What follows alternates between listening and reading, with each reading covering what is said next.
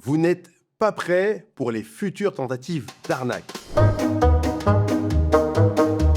La grosse crise des derniers jours, c'est bien la fuite de données de près de 12 millions d'utilisateurs de l'ANTS. Vous savez, c'est l'organisme public responsable de l'émission des cartes d'identité, des permis de conduire et de l'immatriculation des véhicules. Mais bon, pas de panique, ça doit forcément être un cas isolé.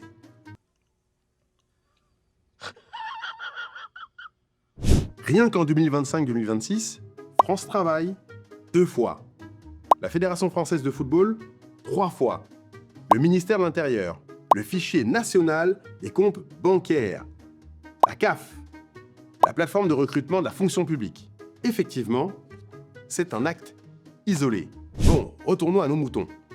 Le 15 avril, l'ANTS détecte une intrusion sur son portail moncompte.ants.gouv.fr.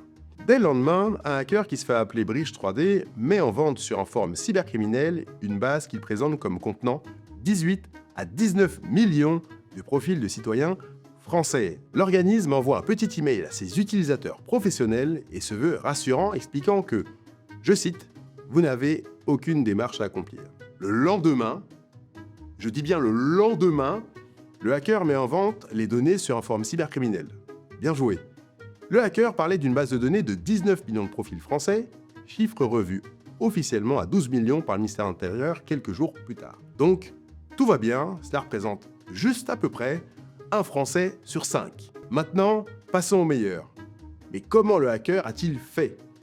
Eh bien, d'après le hacker lui-même, il aurait exploité une faille qu'on appelle une faille IDOR pour Insecure Direct Object Reference en bon français. Pour simplifier, dans la requête envoyée au site qui permet de consulter votre profil, il y a un identifiant, le numéro de votre compte. Eh bien, en changeant ce numéro, vous tombez sur le profil de quelqu'un d'autre. Sans mot de passe, sans vérification, sans rien. Le hacker lui-même a déclaré à French Breaches, je cite, « C'est une faille vraiment stupide. Il faut imaginer que même le hacker n'a pas pris son pied tellement c'était simple. »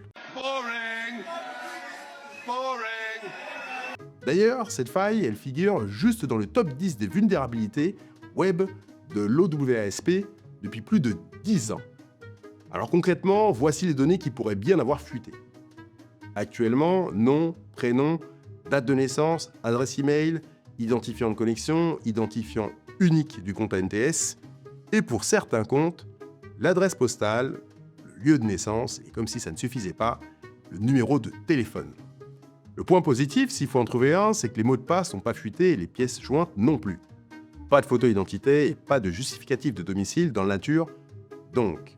Sauf que les données qui ont fuité, elles suffisent largement à construire des arnaques ultra ciblées et crédibles. Phishing sur mesure, mails et SMS qui vont se faire passer pour l'ANTS. Sauf que le mail contiendra votre vrai nom, votre vraie adresse et votre vraie date de naissance. Et ça change tout parce que tout ça aura l'air plus vrai que nature. Et avec l'IA générative aujourd'hui, on peut même imaginer des appels vocaux personnalisés, des fausses factures avec un virus dedans, des faux colis avec votre nom dessus. D'ailleurs, tous ces exemples existent déjà. Donc si, imaginons que la base de données est achetée par un groupe de cybercriminels compétents, il faudra être attentif à 2 fois pour ne pas tomber dans le panneau. Et je pense que les Français en ont marre, mais marre de voir dans la presse tous les mois que leurs données personnelles et privées sont potentiellement exposées. Il va falloir urgemment que la cybersécurité des services publics soit renforcée, car à ce rythme, le pire n'est probablement pas encore arrivé.